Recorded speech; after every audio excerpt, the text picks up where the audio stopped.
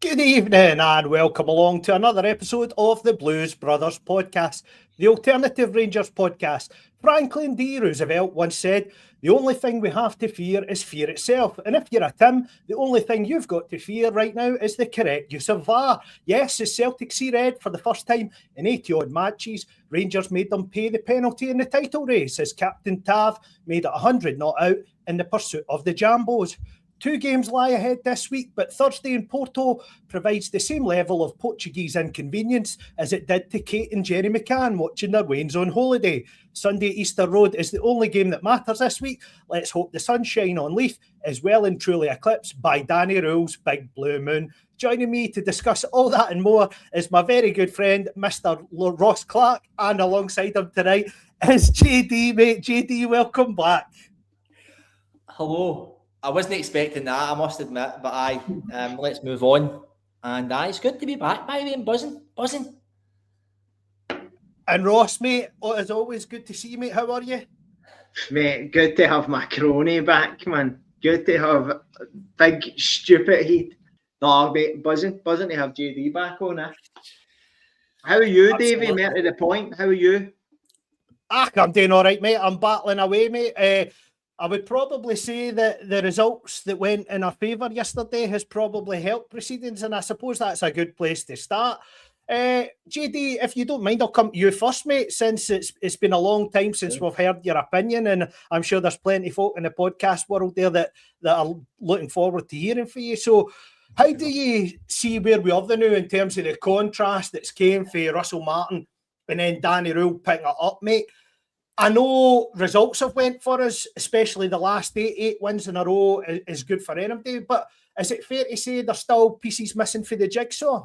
Aye. I've been quite vocal on Twitter or X about it, and by the way, everybody wrote us off. Like we had all been resigned to the league was over. Let's just, you know what I mean? So the difference now, people can say, oh, Wilfred Nancy and Hart strapped a few points. That was none of our doing, right? All we could get somebody to come in and start winning games that we've been doing. And if somebody can start winning 8, 9, 10, 11 games in a row, you're going to be right in it. So progress, I would say, has been made. But I still, every game I watch, your text message, you're still like, man, this is terrible. And it isn't the best, but you're harking back to some of Walter Smith days or Big X days, man. We just ground out results. So I'll take it come then May when if happens what we want to happen, and this is the way it goes. But I think there's still a lot more that we can be doing, and I'm hoping that probably after January we start to see a more solidified starting 11 and start. I don't want to downcry Danny Rowell because he's done some job, but start to see him imprinting into the team rather than just being I'm going to get results, because I think longer term he's going to have to build something. Do you know what I mean? And Ross, no, JD, that's a very fair point. And see, in terms of Ross, what we are building, do you think it is partnerships at the back, all over the pitch, and in particular at the back? Is Manny Fernandez coming onto a game? He looked the amateur Sunday League player his first couple of appearances, but see now, does he look like a dominant Rangers centre half? He's sort of growing into the jersey, the blue pill effect, if you will. Mate, I think Fernandez looks cool, calm, composed. We heard when he first signed he was good on the ball, but I think going to what JD's talking about there, you watch Rangers and all we've really done is we're more resolute at the back. We don't give away chances. We've tightened it up and we play off of set pieces. So I'm in big agreement with JD that I think that he's going to need to, hopefully we're signing a Skov Olsen, and if he gets a striker, he's going to have to look at something different in the final third to start making chances out with that. But when you've got Fernandez in both boxes, it's right now, it's been the catalyst to the turnaround in our form, is keeping clean sheets, which he's been a big part of, and then making use of set pieces at the other end. See the Fernandez one, Davie. How many centre halves have we seen come in for like Jack Simpson and just proper? And all these guys come in, no bad pedigrees. Fernandez had lesser a pedigree. Probably in the first couple of games he did were a bit like, oh Jesus Christ. Actually now he's took his time, but we're not conceding many goals, and he's decent on the ball. what I've noticed in the last few games is he's no overly messing about with it anymore. Like, it's almost like see if he's need to get rid of it, just get rid of it, put it out for a throw in. It doesn't really matter. And he seems to be being able to take the weight of the jersey, which is massive for our club, because a lot of these mouses have come up and not been able to do that. So I think he's only going to go one way. And are we going to see mistakes off him and wee errors? Of course we are. He's went for Peterborough to Rangers. It's going to happen. But I think long term he's the answer for me, and that's, I can now see why they coughed up over 3 million for him. See the point you're making there about Fernandes, and I think it's a valid one. But when you watched the game at the weekend, it was almost like he was babysitting Giga through the game. And that's maybe just with a run of games in the team. So does that give you hope maybe for the summer transfers that have come in and have yet to make a mark? I just look at the likes of Ant-Man, for example, who we've spent similar type of money on. Is that boy maybe no being played in the right position? And I say that because he is a right winger, but if you look at Gazzama, he always looks better when he plays on the left-hand side. Ant-Man plays on the left-hand side for his national team. So is that maybe a player that we maybe shouldn't write off in the same regard? Or do you think there's enough there, JD, for what you've seen so far? From Ant-Man, I was at the Pilsen game. See, that first game, we were all like, what a player we've got in our hands. So I wasn't worried about him playing in the right to playing in the left. I was cool with that, but we're all harping back to this 60 minutes he played against Pilsen, and after that, he's not really done anything. I don't think Russell Martin's helped him. He looks like an absolute confidence player, doesn't he? And he does look short. I would hope that he does get a chance, because we're not going to get every transfer right, so perhaps he's one that isn't going to come good. I think if you're bringing in Scott Olsen, he's going to be playing every game, right? And then we'll decide. And I'm still kind of keep my powder dry with Scott Olsen. Like, he's going to come with a bit of a reputation, right? But that doesn't mean it's going to work. But on paper, it should. So I think Ant-Man's minutes is probably going to be limited unless he does come in for, say, a Gassama on the left and do something where we go at, right, okay, we've got somebody who can challenge Gassama on the left. Because I think playing Moore either side just doesn't work. It didn't work under Russell Martin. We were all almost saying the Spurs take him back. He got at least 3, 4, 5 games at number 10. That's where he's got to play. Him and Asgard fight that out and let the traditional wide boys play out, get their chances out wide. Ant-Man, it's up in the air now, isn't it? I think he's just a confidence player. I'd love to see him get a wee chance, score a couple of goals. What I did like about him, I thought probably out of every day that's been playing this season, I felt that he had a no bad final ball, better than Gassama. He put a decent wee ball into the box a few times, but other than that, another thing, we can't be carrying boys who are going to be constantly injured or injured in their mind, and they just a wee niggle, I'm not going to play in front of that crowd. So I think it's all up there with Ant-Man just now, and for me, he's probably nowhere near the first 11 at any point just now. You would even probably think if we needed somebody to go on the left, probably fucking Bashrami would maybe go there if he stays before Ant-Man, but slowly but surely, some people take a season to get to grips, don't they? But we just want our guys to hit the ground running and gears output, but sometimes it's just not going to happen. Ross, JD touches on the sort of injury thing there, and it's been a common theme, especially at the back. If you look at Suter and then obviously Sterling, they come in, they have a run of games, they play high intensity fixtures, maybe 3 in a row, and then they're back out missing for 2 or 3 again. Giga's obviously come back in since he come back for AFCON to fill in that gap. But long term, I think you see when he was on the ball against Dundee, they didn't really trouble us, and it was probably Jack Butland's quietest game in a Rangers jersey. But any time that it looked like something might break for them or there could be a transition moment, it looked as if Giga was going to be the fall guy. He looks uncomfortable in the ball. So do we need to sort of strengthen in that back line somewhere, maybe with a contingency signing a loan figure between now and the close of the transfer window, just to give us that wee bit of reassurance there? Mate, I'm sure I read the other day that Giga's last 6 games we've had 6 clean sheets. Am I right in saying that? It's an incredible statistic if it's true. Mate, I'm pretty sure the last 6 games Giga's played, we've had clean sheets. I'm sure I read that. Could be wrong. I'm drinking a pint can of Red Bull at 20:41 p.m, so I could potentially be muddling myself up. But Mate, I think he just looks awkward, Giga. You're never going to play him if Suter's fit. You're going to play Suter and Fernandes. Whatever the loan fee we've spent on Giga, we could have spent more wisely. But I think with Cornelius coming back, Suter coming back, Fernandes and Giga, I think that's your 4 centre halves, mate. I don't think we need to go and get another one. And up until the upturn in Fernandes, obviously, even back 5-6 weeks ago, we were on here saying a centre half was something we needed. But I think there's more pressing areas to go and get somebody in. And to harp on to JD's previous point, at this point, I know that Asgard's had some goal contributions, but I would rather play Mikey Moore in the 10 as Asgard, because I think he'll give you more in the way of assists and making space for other players. Ross, I think you're spot on, mate. See, I think if Moore gets his opportunity to play in there, see if maybe timing was better and we had a wee bit depth, he maybe would have. In Asgard, I would say Asgard's probably been given more of a chance to play because we probably just had to play him almost, or he's been maybe preferred to play in there. And he's gave us some numbers, you can't deny that. I just think some of the bigger games you need a wee bit more running and power, and I think Moore would give you that, and I equally think he would get the same amount of numbers, if not more, because he looked like, and I'm not just saying, he looked like a bit of a world beater. He looked like the player that he said he was going to be, or the Spurs fans, Spurs club think that he's going to be when he gets given. And I just don't understand why we're not giving him a chance. Maybe we just need to sort, get Gassam on the left, Scott Wilson, and give Moore a chance in the middle.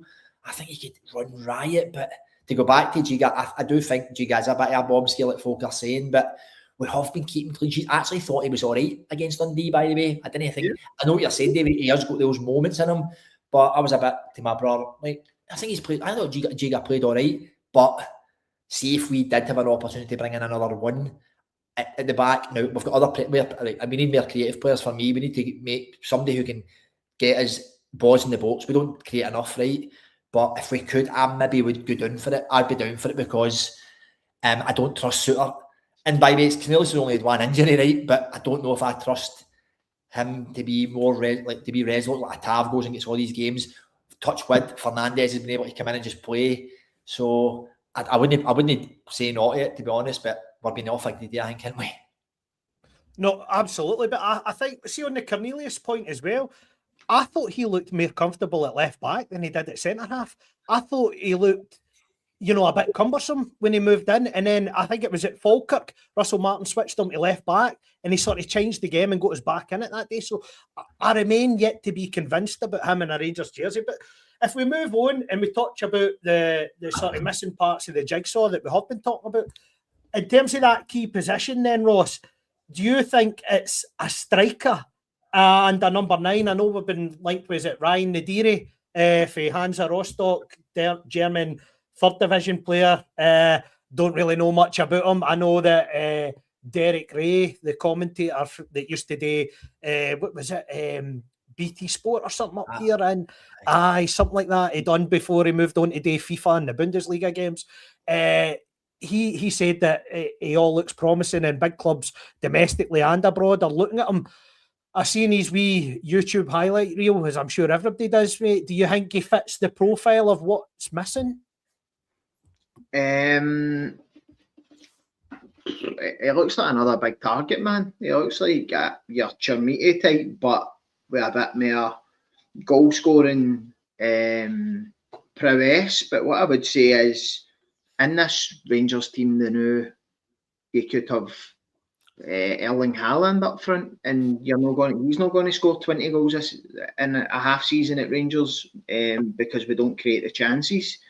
So I think he looks like a similar profile to like your Chermiti. I want a bagsman, mate. We were just talking before we came on. Obviously, he's far too old, but you're watching Doncaster there, and they've got like Billy Sharp.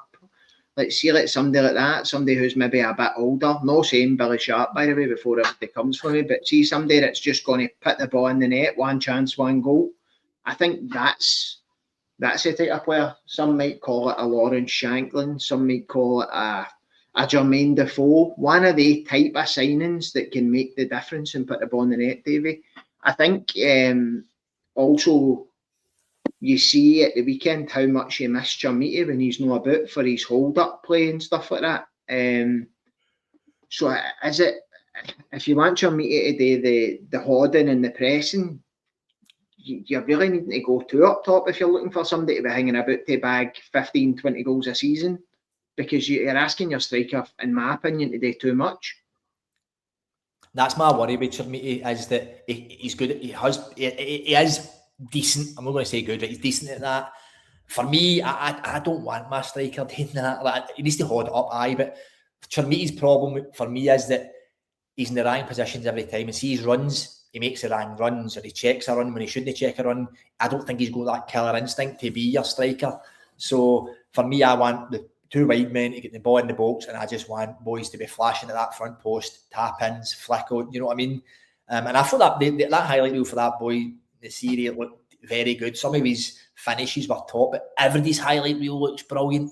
So for me, I want another creative player, and there's, like you've said, Rod, there's no point bringing another striker in if we're not going to create chances for them. Can I just say, Davie, before you move on, that he must be the only player in the Guinness Book of Records world history of football who's ever signed a professional contract that Big McGraw doesn't know about. he's watched every player. He's watched every player, mate, since they were playing futsal and nappies in the fucking favelas of Rio de Janeiro, man. Big McGraw knows every player in the world. See, JD, I want to come to you because you touched on an interesting point there. And obviously, it stretches on for what Ross was talking about in terms of the creativity. But why is it not working at Rangers for Miovski? Is it a number of reasons? Because I look at it and think his profile in the league had a sort of goals to game ratio that was comparable to everybody. But playing for us and playing for Aberdeen's two different things. Everybody, as you saw how compact Dundee were behind the ball, they were two banks of units, you know, that we found very difficult to break down. And I think that's where Miovski's struggling. I think he's lacked the physical side of games, but you saw he was more involved physically on Sunday. But there's something quite missing there in the blend. It's just not right, is it? I know, it's been a bit of an outlay. It's over 3 million for him. And I think playing with a shite wee team like Aberdeen, teams aren't going to be sitting in two banks, aren't they? So he's had more space. You're not going to get that here. And the only thing I would say about Chermiti is that, about Miovski, is that we don't create, I'm just getting back to it, we just don't create any chances in about the box for MD. So he's looking, because holding the ball up, that's not his game. People are, you can see it stands out a bit of a sore thumb here, but we don't, I'm not going to say like an element, you didn't need him to do it, lad, just get in the box, score his goals. So if we created more chances, perhaps he would score some goals, that would relieve the pressure and give him a wee bit more confidence. But as it stands, it's night and day. You're playing Chermiti before him, but I still don't think he's going to score you. I think probably they're two different strikers, and if we played the right way, Miovski maybe would be your number one striker, because all we want is in and about the box, fox the box, tap-ins, goals, 6-yard box, anything in that box. But we're not creating that for Miovski, and or Chermiti's not that type of player. So, it's a conundrum with that one. Definitely. And speaking of conundrums, what I didn't have on my bingo card at the weekend was Kevin Clancy getting as a penalty, Ross. That certainly surprised me. Now, obviously, the follow-through came on Raskin after the shot had went. For you, mate, penalty? Of course. It's a foul in the box, mate. It's a penalty. If you, how many times do you see it in the middle of the park? Somebody takes the ball in, plays a pass, and as they play the pass, somebody comes through the back of them, and it's a free kick all day. So it's a penalty. There's no doubt it's a penalty. I thought that Raskin got away with one because you're expecting him to hit the target with a shot. But once the ball's left his foot and somebody comes through him, then it is what it is, mate. I don't think there's any. I didn't think there was many controversial calls in the league at the weekend, to be fair. But some of them have been explored more than others. What I would like to know is why the boy never got a straight red card. At the very least, no a second yellow. So yeah, it's a booking all day long. Was it the captain won it because he was on a yellow? And I'm not saying, listen, it's 6.5, right? But see a tackle as late as that. That's generally a booking. So Maybe they might double jeopardy him. So, JD, what we're saying about Tav being on the penalty spot, that's 100 league goals. He's only 4 behind Chris Boyd's Rangers record in terms of league goals. It's a phenomenal record for any player to have, but particularly for right back. And I know folk will say penalties this, penalties that for outside the club, but if you saw the video that the Gallant Pioneer put up on the Twitter, how many of his goals have actually no been penalties and have been for open play? His record is terrific. So, do we need to get off the sort of, I know Curry Muncher's not going to appreciate this, but the angst that we have towards James Tavernier and just appreciate the contribution that he's made to the club over the years? And I think as time goes on, that's going to be the case, isn't it? And I've never been a big fan. I'm probably a wee bit more philosophical about it, that see, when you look at it and all, we've shored up at the back, right? So whatever Danny Rowell's doing with his coaches, we don't touch wood, we don't concede many goals at the back post anymore, all that kind of stuff that what he was lambasted for. So his numbers speak for themselves. We've spoken about this before. He's always available, always there to play. His goals, his games he plays, he's resilient. So for me, I'm kind of taking a step back off, because I've battered him for years, but when you look at the way the team are going now, we look solid. He's involved. I like how he comes in and out every now and again. Now, I'm not saying I'm a great fan of his, but I like how Tav does come in and out rather than playing every game, and that will keep him nice and sharp as well. So, 100%, I think, for me anyway, the tide's turning. It's a shame, maybe this guy's scored 100 goals for us, just short of Chris Boyd. Like, you're talking about a guy you need to come and score goals. That's exactly the type of player we'd be looking for right now. And Tav's like, 3, 4, 5, 6 short of him. That's just mind-blowing. Ross, yeah, and then to add to that about the captain, because I know we all thought the change in the garden. I think defensively earlier on in the season, and maybe even back a couple of months ago, he was getting caught in behind defensively, and the spaces there weren't getting exploited. But since he had the wee drop out the team when Sterling's come back, I think he's come back in and performed really well. He's thought, oh no, I do need to perform at my top level every game now. And as JD rightly says, I mean, he's playing Europa League on a Thursday. He comes in and puts in an 90-minute performance on the Sunday. Like, is he really... Well, no, he didn't play on the Sunday. Max Aarons played the Thursday night, so I'll take that one back and correct myself, and we'll just scrub that from memory. But usually he has been playing a lot recently, so where do you stand on Tav, mate? He actually plays right back now, eh? That's a hill I'm willing to die on, mate. He scored 100 odd goals for Rangers, but he spent 3 or 4 years playing as a right winger. He was never at right back. Played as a winger under Gerrard and at that time. Mate, amazing goal contribution. Some of the goals, he actually scored an absolute bumper into Xander up at St Johnstone. I think it was in that montage. Unbelievable. The one he scores when he cuts inside the park, is it against Ross County? Puts it in the tap bin. Unbelievable highlight reel for anybody in any position. Absolutely unbelievable. Good servant. As I say, mate, what will Tav be on? 30? If he would take 12. Don't say it. If he would take 12, do you keep him about the place? No. Do you? What 2 right backs are you going to bring in? Because Sterling's never fit and Max Aarons has gone back. So you're going to sign 2 right backs that will give you as good a quality as he's going to give you? For me, like, listen, I'm being nice to him, but I think it's time though, innit? I think we've got to move on. It is, but I said this a couple of weeks ago, our record of going to replace him hasn't worked. In the last 3 windows, we've brought players in to try and replace him. And for whatever reason, he's still there, still playing. Mad. I'll let Big Stig Inga get on to the fucking he'll sort it out, I think. I think Tav sees this season out and he can walk away. And I would hope that the majority of the fans, if this season goes the right way, we can walk away with a handshake and say all the best. I don't think I would be game enough. No, because I think he's playing bad. I'm not saying he's overwhelmed. He's overstayed his welcome, but it's probably just time to changing the guard, isn't it? For me, anyway. A new captain, something fresh. Let's move forward. But you never know. But when we said this last week, when me and Ross were talking about the possibility that JD Alan McGregor stayed a season too long, 100%. there is the right time to walk away and know when to do it. And let's hope he's doing it with a bit of silverware. So we'll touch on the breaking news that's just come on in the last few minutes on Twitter. And Chris Jack has confirmed that Rangers have rejected a £13 million bid for Yusuf Chimniti for Fenerbahce.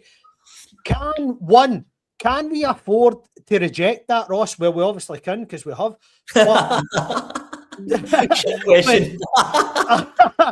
But two, are you surprised that we have actually rejected it?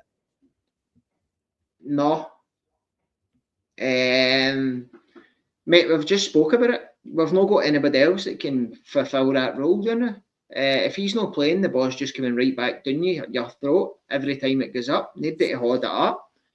Mate, I think we're in a position where, one, we're absolutely fucking minted, man. That Venezuelan oil scene as well, man. It's good. We'll be bathing in Venezuelan oil shortly. We'll be back on the high protein caffeine coffees. Nothing's off limits for the Americans, mate.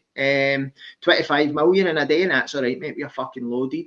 It's madness, isn't it? You never thought that a year ago. Like, no. Mate, Chimniti, if it had came earlier on in the window, I would have maybe took it, because I'm not 100% convinced he's the striker we need to go and win a league. But for now, he's the best we've got. And if you're scrambling about on the 27th of January, trying to replace him when a team know that you've got 15 million for him, you're paying top dollar, aren't you? Because you need to go and sign somebody. That's like, if that happens earlier on in the window, can you maybe go to, would you go to Hearts and take a Braga? Would you go and get somebody like that? Would you go and get a Keon Bowie? But see if we sell him for €15 million and then go to Hibs and say there's 3 days to the season, the window shuts, Hibs are going to tell you, we've not got time to replace him, 10 million for Bowie or something. You'd end up paying ridiculous money. So it could be that knock-on effect, mate. The one I'm surprised about is no taking 10 million for Gassama earlier. That to me. But see on that, was the deal no structured that Monaco, because of PSR rules, couldn't afford to pay the money in this window, so they were only going to loan him until the summer and then pay it in the summer? I don't think we can let anybody that's considered part of the first team squad go out and loan, regardless of the reason, if you're getting the money in the summer, Ross. What do you think about that? Well, we're going to let Finlay Curtis go, aren't we? Who's considered part of the first team squad, who to me can offer you goals and assists as well, mate. I just think Gassama, I'm mentally scarred by the summer where we got offered big money for Ryan Kent and knocked it back. We got offered 16 million for Morelos and went, don't sell him now, we'll sell him in the summer and we'll get 25 million for him. And then he put down tools and half-assed it and then left for feck all. So I think the player trading part is, you could have get rid of Gassama and went and got that man Manise for, say they asked for 4 million. You're there at speculate to accumulate. Man Manise, 15 goals in this league this season, can play across the front line. He's your right fitter. He's coming in for the right for Motherwell. You could have played him on the left, coming in on his right, the same. So Gassama, we got him for 2 million because of the trouble they were in, right? But inconsistent young wingers, to me, if you're getting offered 5 times your dough in 6 months, I would have been tempted to take it, mate, to be honest.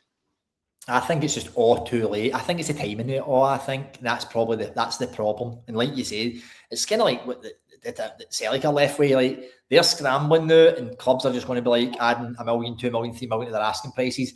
For me, Maswini's is the one that I would go and get. I think that's an absolute no-brainer. Can play across the front, and it's proven it this season. Whether we play the right way for him or whatever, but I think that's a no-brainer. The Gassama one, I think the money's always going to be there for him, and I think he's somebody who he is inconsistent. He drifts in and out of games, but I think that's an age thing and an inexperience thing. That's only going to get better the more he plays under the lights at a club our size. I think that's, unless he gets a terrible injury, I just don't think that's ever going to go away. And that will happen. I think that will happen in the summer. 5 times the money's mad. Like for a player trading model, you do that in 6 months. It is mental that you would turn that down. But I think that would, if Monaco are willing to do it the now and pay, well, they'll pay the money in the summer then. Do you know what I mean? They're just trying to get him in the news when they've got him because they are worried that they're going to be fighting against other clubs in the summer. And it might be 15 million by that point, but you just don't know. But did they pay the money for Morelos in the next window? Well, I know, but nah, for me, but like Mass when he sees the one I'd go and get, I've got a funny feeling they'll go and get him. That's get them written away at last day of the season, last day of the window. Would they need to bring something? I think they'll go and get him for 3-4 million. But I would love to see us just go and get him. Just go and get him. It looked class, wouldn't he? Next to somebody's granda and a wacky backy tracky, man. Like in the signing pictures. Whipped right out his bed with a tracky on. So see if we take the point then that it looks like the board are going to be robust and no take money. Do you think that's with a view to seeing the Easter Road game out on Sunday and almost prioritising that? And then the last day the window is next Monday, I believe, or on Monday, Tuesday next week. So maybe that's when, if any last deals get done, it might be done then. And with that, JD, I want to put the point to you. Is Thursday, like I said in my intro, an inconvenience? Because who do we risk in that game? Do we look at the European squad, and I've seen it, the vast majority, I read it out here on last week, so all your big hitters are involved in the European squad. I know there's rumours that Joe Rothwell's meant to be heading back down south. I don't know if that is the case. But we've not got a lot of room in movement, but there's a list of young boys that I've never even heard of that all be on that plane. Should we just give them their chance? Aye, I think I would. It's done now, isn't it? Well, it is done, but the only thing you're playing for is the odd wee 0.1 a coefficient point and 400 grand. We're knocking back 25 million for 2 players. That 400 grand is just, it's fucking changed to us these days, isn't it? So here comes the money. Money. Dollar. So I'm no fussed. I would play as weak a side as possible, and we just see it out and whatever, because Sunday is massive. They're not playing well. This is a great time to go there. And we need to go there and get 3 points. Bizarrely, Ross, our record against Hibs has been good in recent times. I think they're struggling to score against us, but obviously we saw in the Premier Sports Cup game under Russell Martin that they got joy with the ball over the top. But does the way that we play under Danny Rule almost negate the threats that they have? Well, Danny Rule, as we've said before, he'll plug and play what he feels he needs to do to keep a solid defence and look to go and make use of set pieces at the other end. So I feel as if we were quite critical of Butland's start position. I feel as if that's improved, Davie. I think Salvibo's got him playing a bit further forward, being a bit more commanding, which is helping because that ball's no on.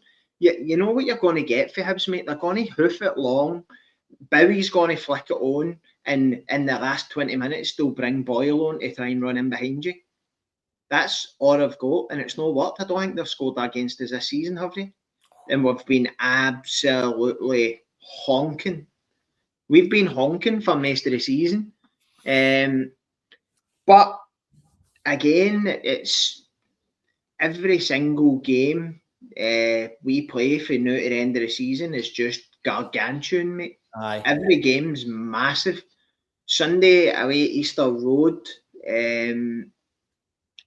takes preference over everything for me, mate. I would play the full B team in Porto, to be honest. See the full 18s, 19s, B list, under 12s, ball boys.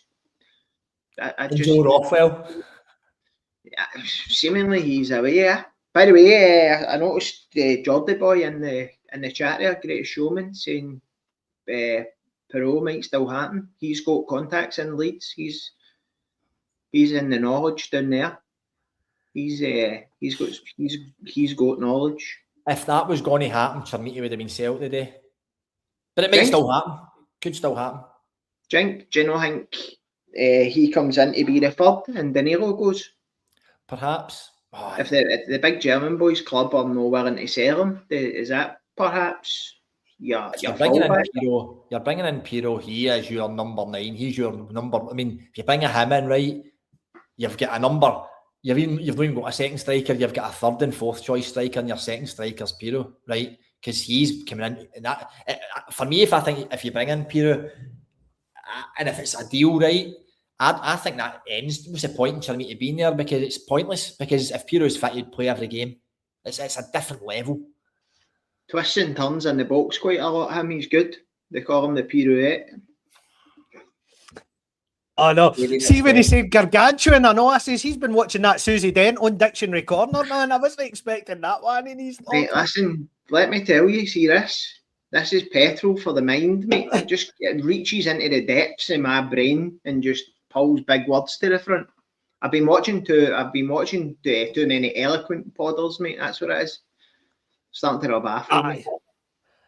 Well, see if we think about what we are going to do in the transfer window or what could go wrong. I think that there's a fair point to make. If the board have rejected £13 million in a loan deal that's potentially going to be an obligation to buy for £10 million, what are the board seeing as the value for the two players if they're the players that are in demand now? What would you think, Ross?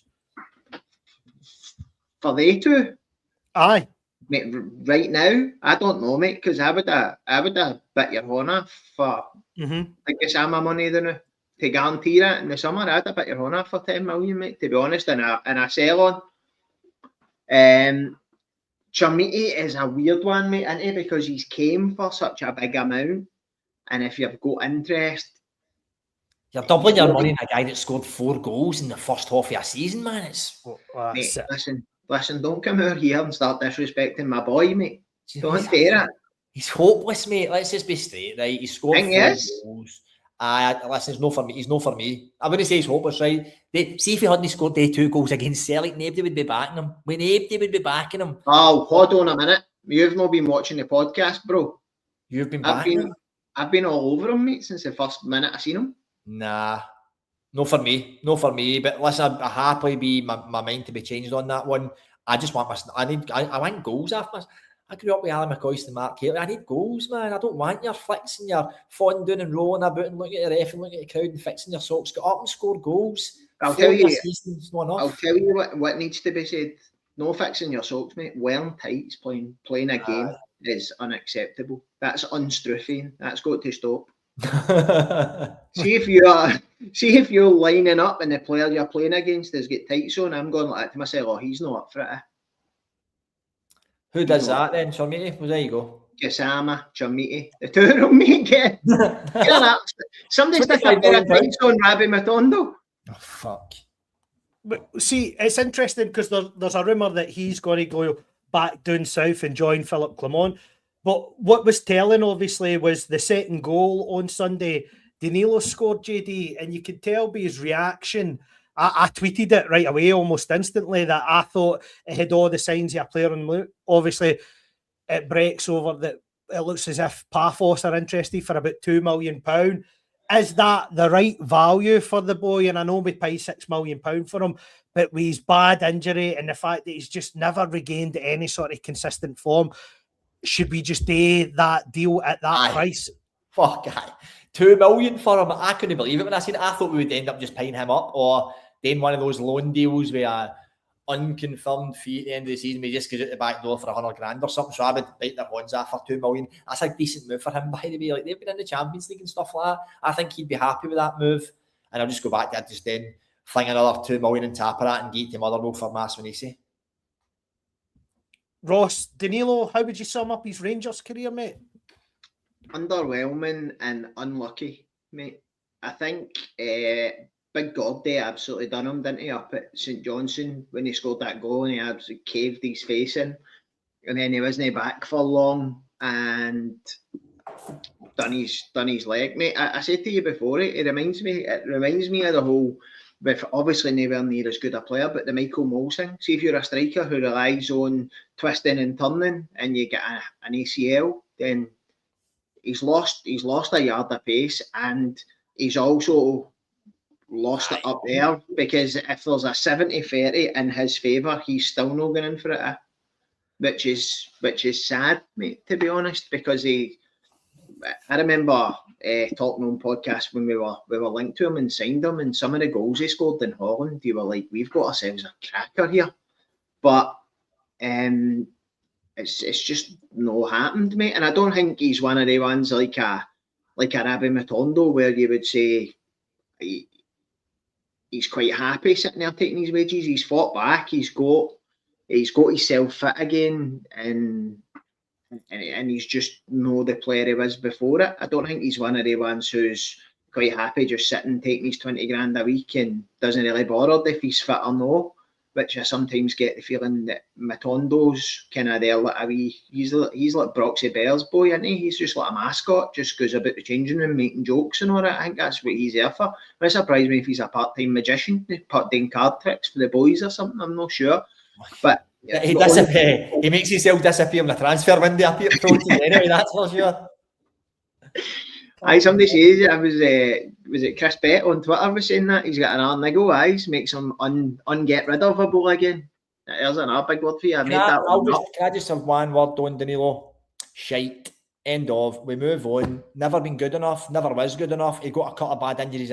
Even before that, he was never going to be the player that we thought. 6 million was an absolute disgrace for that player, man. And I'm no fella. It's not going to go with any of my kind. I couldn't care less for people who can't come to our club and stand up to the fight. ACL, kick in the head, whatever. £6 million, and then we're paying him 20-25 grand a week, man. Terrible. Walks with a limp, shot, waste of time. No, I think that's a fair point. If we round off then on the Dundee game and talk about the final goal, which I think was the best goal of the game, Gassama's strike. Obviously, Joshua Barry was talking about it on Twitter earlier on, Ross, and I know that's your podcast, and boy, that's the guy that you back 9 times out of 10, mate. Gassama being effective for Rangers and us trying to get his value up to what the board potentially see, does he need to play more? Does he need to play on the left-hand side more? Or is he just an impact player? What is the story with Gassama? Because I'm expecting more for a winger, and I get wingers can be inconsistent, but does he have enough quality to be a mainstay in the Rangers team to deliver week in, week out when we need it? He does.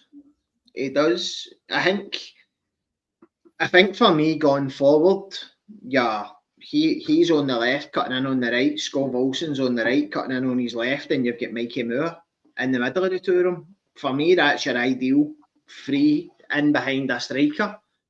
I was listening on the way home there, and it was Blair Malloy was saying that he fancies him just as an impact player. You'll get more out of him bringing him on for the last 20 minutes than you'll get playing him in the first 70. Which is a bit... mate, honestly, man, I bought a Russell Martin Herwig and a pair of specs, man, so I could come on here as Joshua one day just because he's my idol. Get with it, mate. Some of the boys on the Rangers reviews analysis and all that, mate, I'll credit them, mate. If I think they say good things, I'll just credit them, the same as I do with Stevie and Edgar and everybody else, mate. Good. There's so many good Rangers podcasters, but Joshua is by far the best, in my opinion. It's a lot of shite ones in all the winter. Aye, us free. me and Davie invited you on so we didn't look as bad this week. We'll bring JD on because he's a worse podder and they'll make you two of us look handsome. That's what we actually said. That's why we invited you. See, if we think about it, JD, just before we finish rounding up on Gassama, do you think we're getting the same level of output that a Gerrard's Ryan Kent team got, basically? Is he of the same quality? Has he got the potential in him to be much better than that? I'm not sure. I think Kent technically was a better footballer than him. Would you maybe get more numbers from Gassama, perhaps? I think the thing with Gassama, for me, I think you're going to get goals off him. You're not going to get many assists. But again, he's young. He's played with Paris reserves, went to Chef Wed.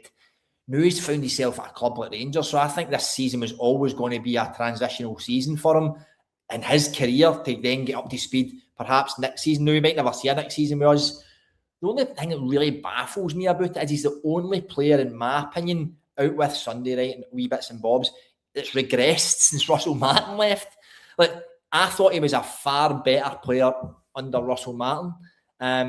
So I think we get him on the left and just keep him out there and stop putting him on the right. And I think we hopefully would see a wee bit more from him. But I need more from his final ball. But again, that might not change in the next 6 months. So you might see him rotating. I'm not against him being somebody you'd bring on in the last 25, 30 minutes. I'm no, because I don't know if his work rate going back is as good as we probably would want, or certainly from like a Ryan Kent or somebody like that. But I think he's confidence player, 100% as well. So, if you're making a conscious decision to say he's your impact player, who do you start on the left wing?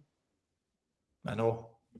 Well, we need another body. We need another body that can play either side, because does Ant-Man become your man on the left that can cut in on his right, Duke?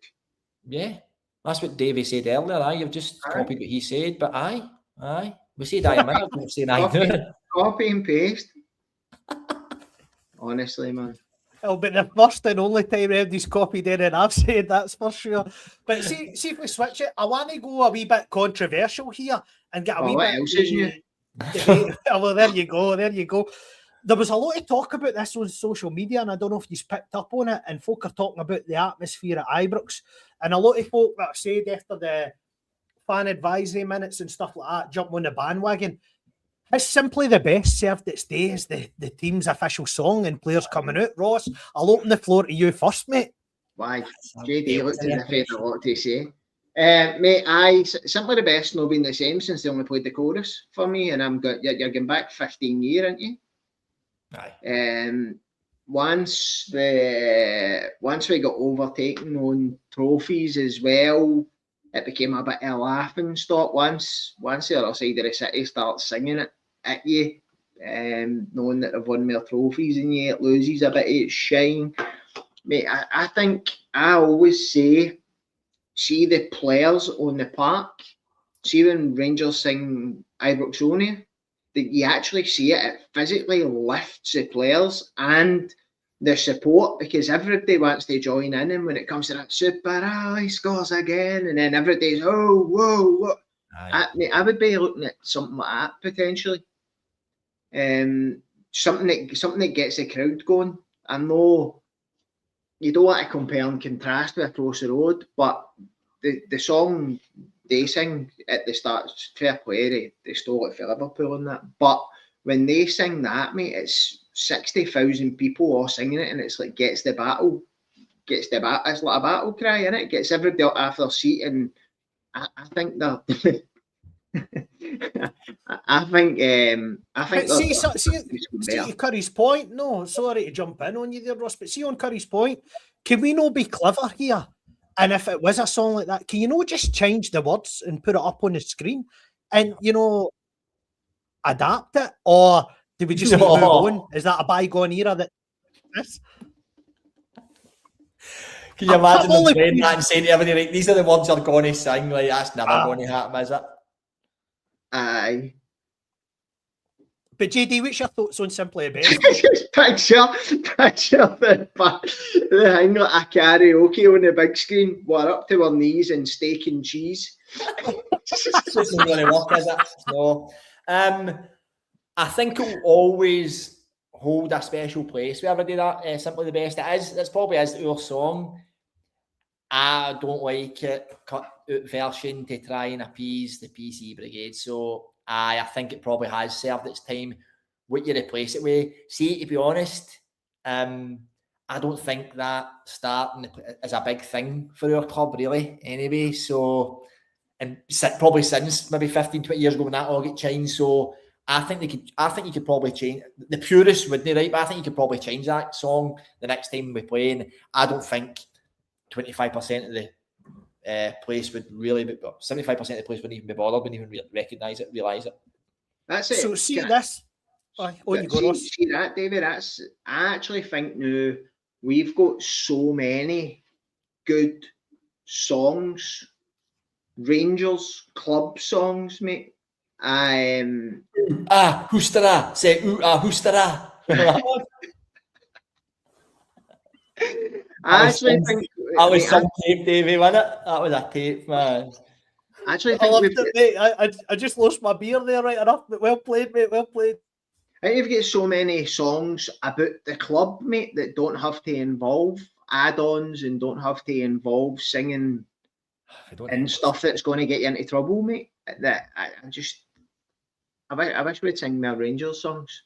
See that I'm feeling it as the one, but that's for the one after the game for me. I think that is our song when a game finishes. It's a big result. That is the one. That will never be rivaled for me. But see, up until this year, I would just have played the Europa League music when we walked it, mate, for every game.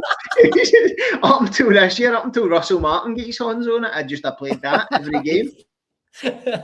Well, it's not worked much in the Europa League this season, to be fair. So the Rarnick Cup. Aye, that's it. But so the point I want to sort of round off on there, JD, is I think what you could hear and what was audible for the game on Sunday is there's a nervousness around the crowd right now. And I don't know if that's because we're back into a title fight picture, right? And we will come to that and we'll touch on that.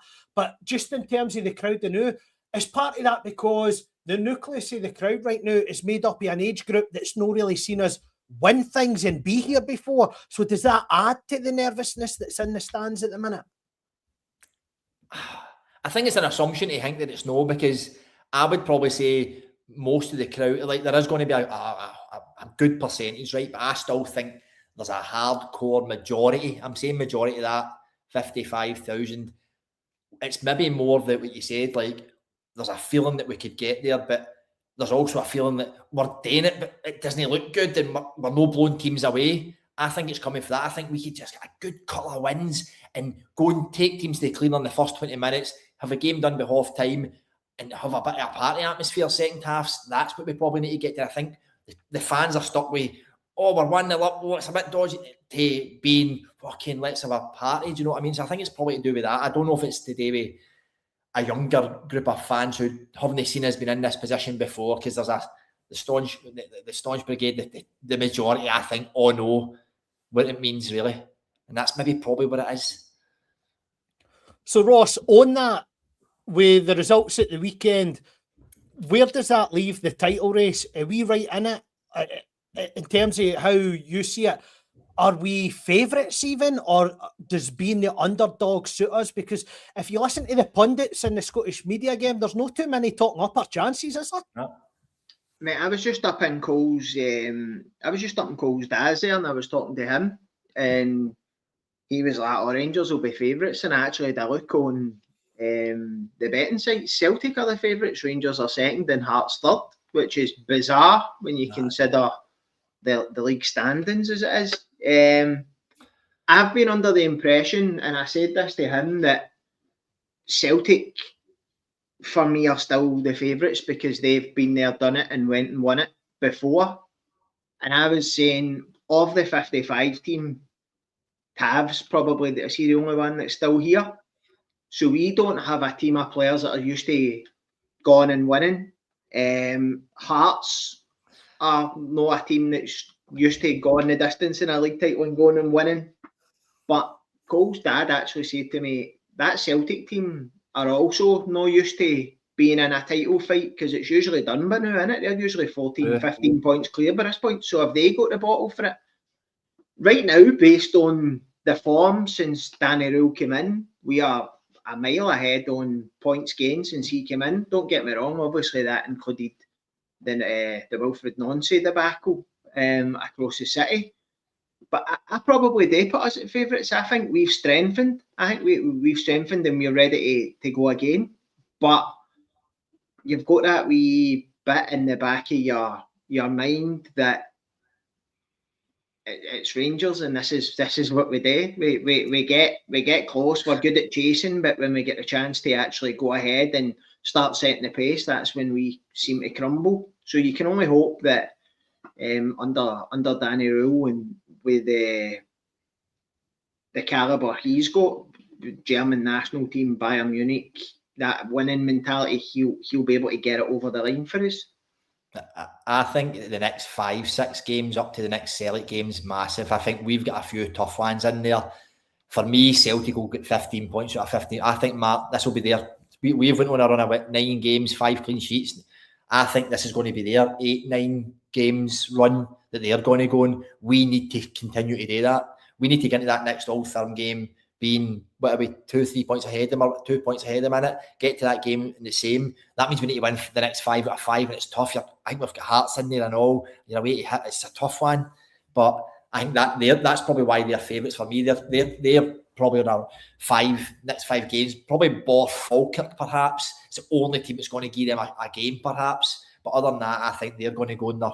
This will be their run to go on an 8-9 winning streak. It's whether, for me, honestly, any team I've watched now, Hearts, I think, are still the better looking footballing team that would go and maybe beat a team in the first half and it's done and dusted. I don't think Rangers and Celtic have looked like that at all. Maybe bar Celtic, Hammer, Dundee United, which was an absolute certainty happening anyway. But I think the next 5 games, I just don't know. We could easily finish 3rd, by the way. We could easily finish 4th, by the way. Because Motherwell are still going to have a big say in this. But the next 5 games for me, I think you're going to then start to think who's the favourites at that point.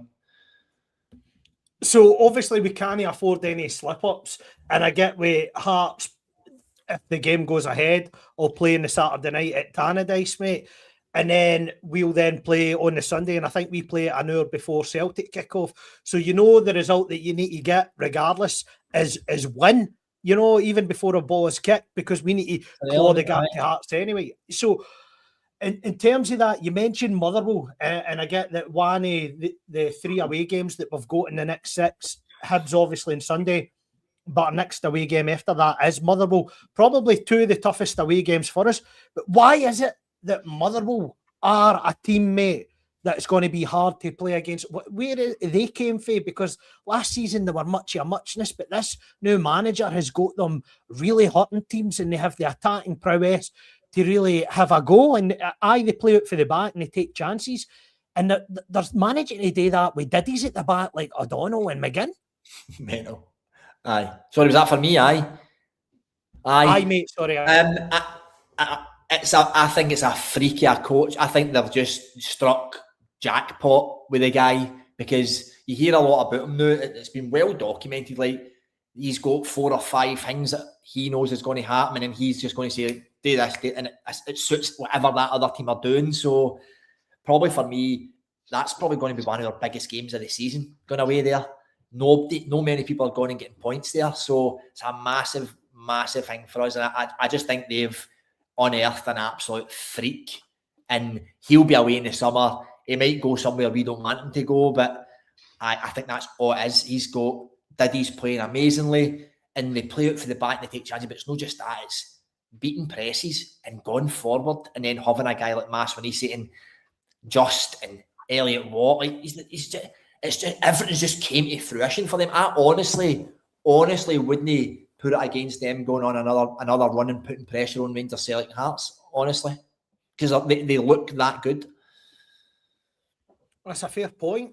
Ross, if we round it off and bring it back to us, then I obviously said it looks like the pundits are talking us down. Every time you listen to a podcast or you watch Sports Scene, you watch Sky Sports, they say, oh, Danny Reuell's doing well to get a lot out of that team. Yeah, I get that we look pragmatic, but we still have players that are capable of hurting teams.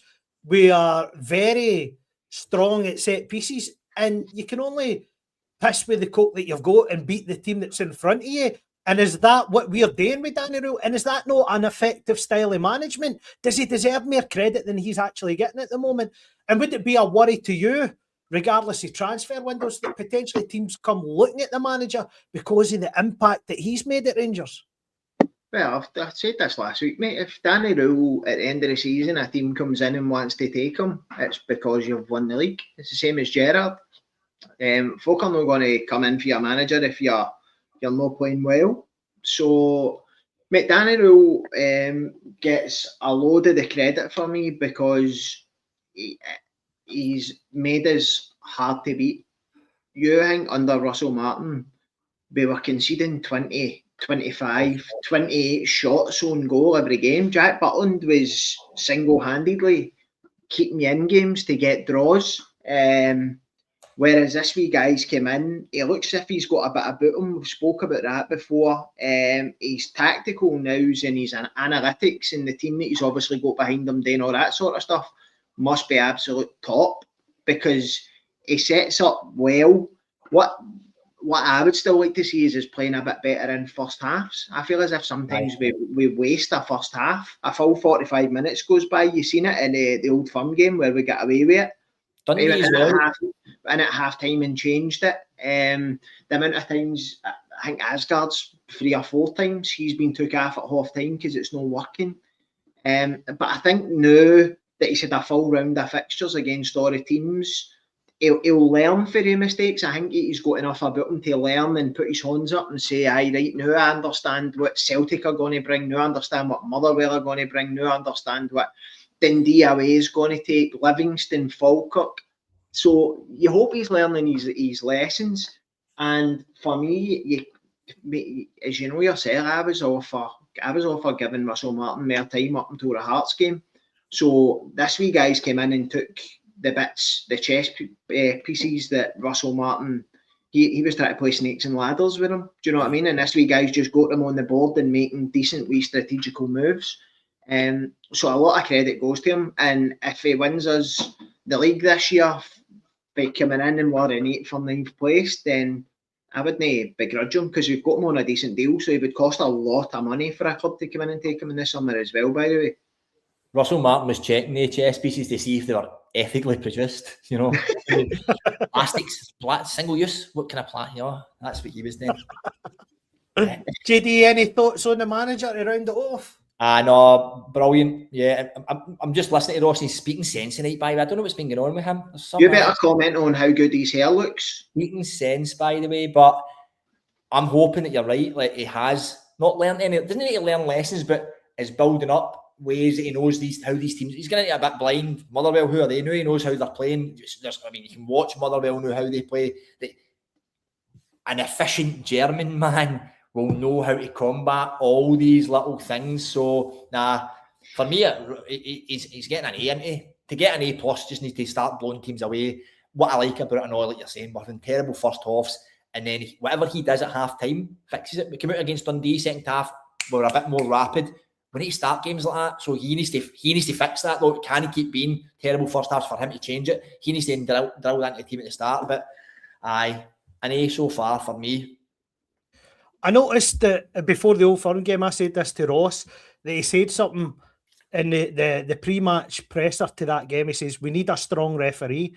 Right, so he's understanding the culture, because he's planting that seed before the game kicks off. And as you can see, Martin O'Neill tried it with the blue card carry on at the weekend. Del McInnes comes out after the game, shoots him right back. So you need that sort of strong character. And I think it's good that Rolls sort of picked that up. He knows how to play the media. He's almost like the media darling now, which I don't know if that works for you or it could go by you, but it's at least bought him some time to quietly go about his business. Aye, 100%. Like handing out chocolate Santas and stuff like that. He knows what he's doing. Look, he's an intelligent guy. You would never have thought we'd be sitting here. The Rangers manager's younger than the three of us. But for me, he's doing a cracking job. I think there's a lot more to come. The problem is he's done so well that we're so close now that see if he'd been plodding along and we were still Russell Martin's fault. He's done that well that we're in a position where if we don't do what we want to happen, it's going to be like, oh, we failed again. We should never be in this position. But we've went on an 8, 9, 10 game run. We've only lost one, drew a couple. It's like, we should never be in this position. But I think there's a couple of wee changes you can make and do, and then we could do well. Just don't want to see it. No, and we'll just leave it there for tonight's podcast. Ladies and gentlemen, everybody watching at home, thanks very much for your company. Ross, as always, a pleasure to catch up with you, mate. And JD, thanks for joining us tonight, mate. I hope you enjoyed it. Come back anytime, mate. It was a breeze. A breeze? It was a blast. It was one of them. So it just leaves me to say it's good night from them and it's good night from me. Good night.